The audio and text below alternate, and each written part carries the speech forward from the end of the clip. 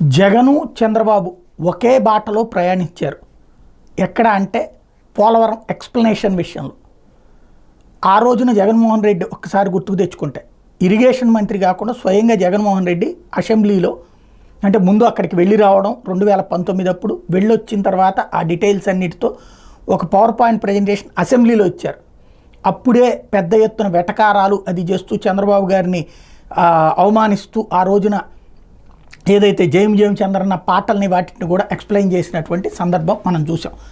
పోలవరానికి సంబంధించి సుదీర్ఘమైనటువంటి ఎక్స్ప్లెనేషను. అందులో 2019లో వచ్చినటువంటి వరదలు కరెక్ట్గా తన ప్రభుత్వం అధికారంలోకి వచ్చే టైంకి అక్కడ వరదలు రావడం, అప్పటికి అంతకుముందు నాణ్యతారహితంగా కట్టినటువంటి ఏవైతే దాని పేరేంటి కాపర్ డ్యామ్ కావచ్చు, తర్వాత రాక్ఫిల్ ఏదైతే ఉందో ఆ పార్ట్ కావచ్చు, ఇవన్నీ కూడా దెబ్బతిన్నాయి.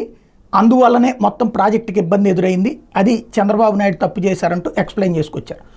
సేమ్ ఇప్పుడు రివర్స్లో చంద్రబాబు గారు 2024లో ముందు తను ఎన్నికైన తర్వాత పోలవరానికి వెళ్ళడం, అక్కడున్న అధికారులతో మాట్లాడటం, ఆ రోజున జగన్మోహన్ రెడ్డి అప్పుడున్న అధికారుల మీద ఆగ్రహం వ్యక్తం చేశారు. ఇదంతా తప్పు జరుగుతుంటే మీరు చూస్తా ఎట్లా ఊరుకున్నారు. ఇప్పుడు మళ్ళీ చంద్రబాబు అదేవిధంగా అధికారుల్ని ప్రశ్నించారు, మీరు తప్పు జరుగుతుంటే ఎట్లా చూస్తూ ఊరుకున్నారు. ఫైనల్గా వచ్చేటప్పటికి చంద్రబాబు గారు పవర్ పాయింట్ ప్రజెంటేషన్ ఇచ్చారు. ఏం జరిగింది అక్కడ, ఎలాగ జగన్ హయాంలో తను ఆ రోజున రివర్స్ టెండరింగ్ చేయడం వల్లే ఈ ప్రమాదం సంభవించింది, ఆ ప్రాజెక్టును కాపాడుకోవడానికి కావాల్సినటువంటి మార్గాలు తెలియకపోవడం వల్ల ఇదంతా జరిగింది, అక్కడ అధికారులకి తెలుసుంటే ఆ నీటిని ఎటు మళ్లించాలో కరెక్ట్గా ఉన్నటువంటి తెలిసిన అధికారులు ఆ రోజున లేరు, ఆ కారణంగానే ఈ పరిస్థితి అంతా జరిగింది అన్నటువంటిది లెక్క చెప్పుకుంటూ వచ్చారు. ఓవరాల్గా ఇద్దరూ కూడా పవర్ పాయింట్ ప్రజెంటేషన్లతోనే ఎక్స్ప్లెయిన్ చేసే ప్రయత్నం చేశారు.